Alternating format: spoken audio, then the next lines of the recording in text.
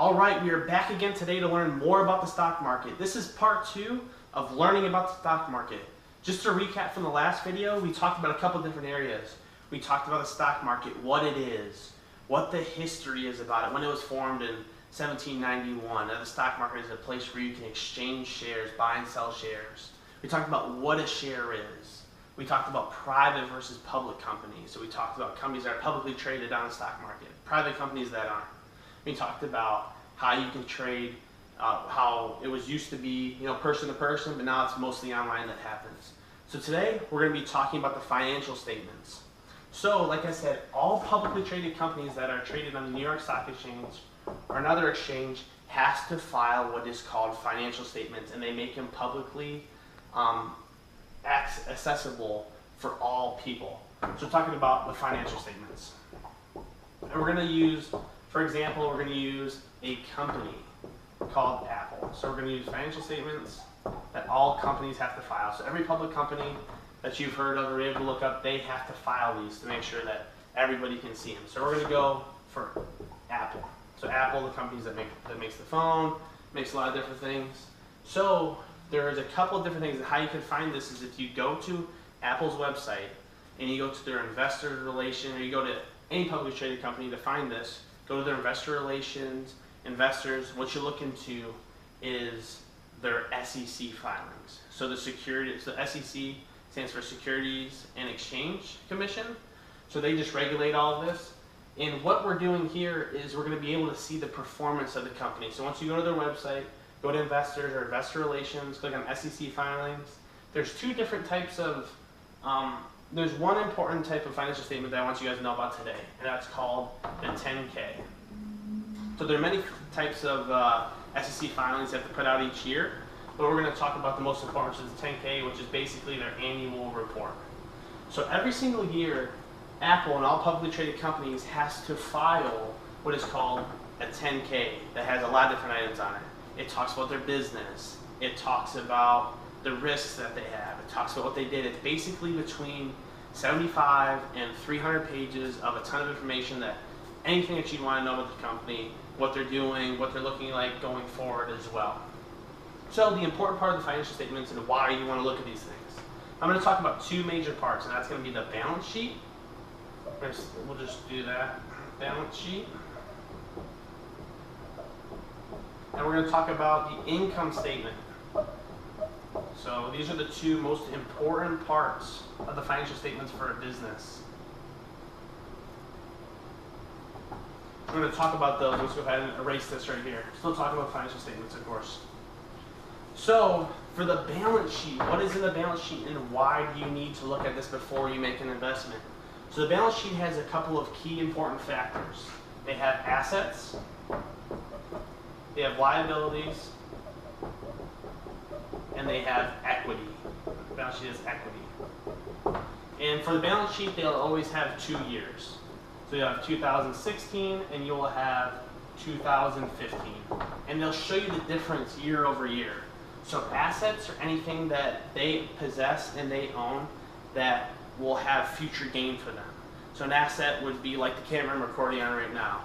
It's mine and it's going to have a future gain for me. It's going to help me make money off of this. Or an asset would be like, say you had an oil company and you had a refinery. That refinery is yours, and that's assets because it's going to produce money for you. It's going to produce future gain. So that's what an asset is.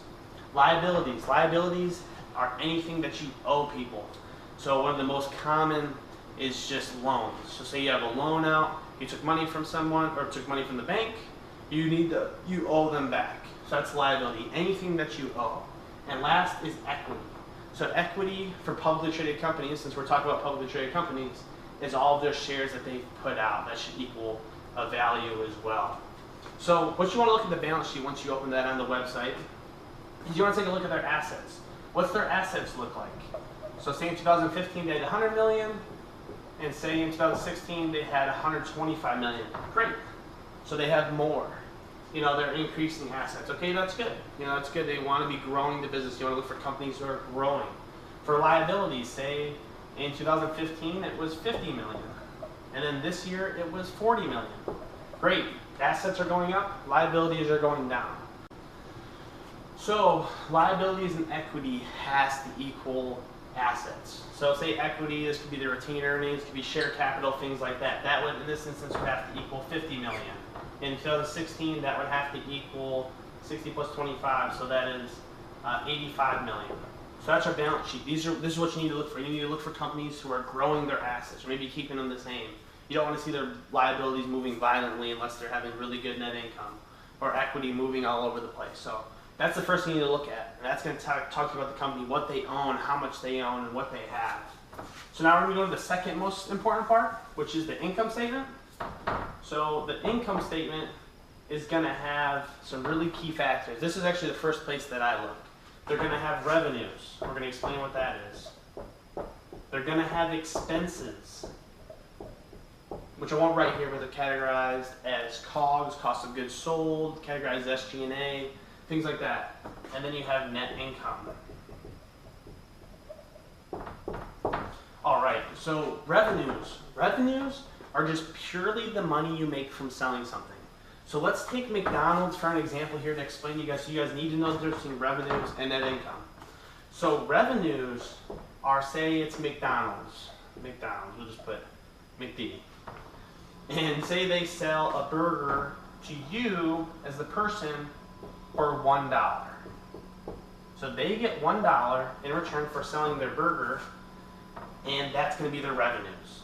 So that's $1 of revenue for 2016.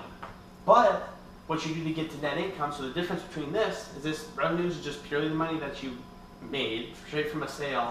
The expenses to say, well, how much did it cost McDonald's for the burger, to put it all together, to hire the people to do it? Say that cost 80 cents. It really cost them 80 cents to produce that burger. So what you're going to have is your net income for the year is going to be 20 cents. So you really want to see companies that have good revenues. You want their net income to be profitable. And I'm going to talk about the difference between growth and value as well, companies here in a second. So what you're going to want to be looking for companies, you're going to have two different types of companies when we talk a bit about the income statement. You're going to have value companies, and you're going to have growth companies. These are really important to know, because for me, I'm a modern long-term investor. So I'm looking for companies for the long term for about 3 to 5 years. Because I think buy and hold for 10, 15 years, I think the marketplace changes so much nowadays that can be tough. It can still work out for sure, but I'm kind of in between those grounds. So I'm in between here. So what is a value company? A value company is a publicly traded company that has a really good brand. So they have a good brand. They're well established. So if you think about Ford, they have a good brand, they're established, they have lots of sales year over year.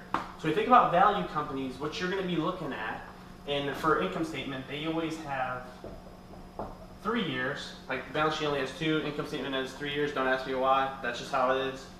So for value companies, you're going to see them, the revenue in 2014 will be like 1 million, 2015 would be like 1.2 million, 2016 would be like 1.4 million. The numbers will be bigger for most value companies.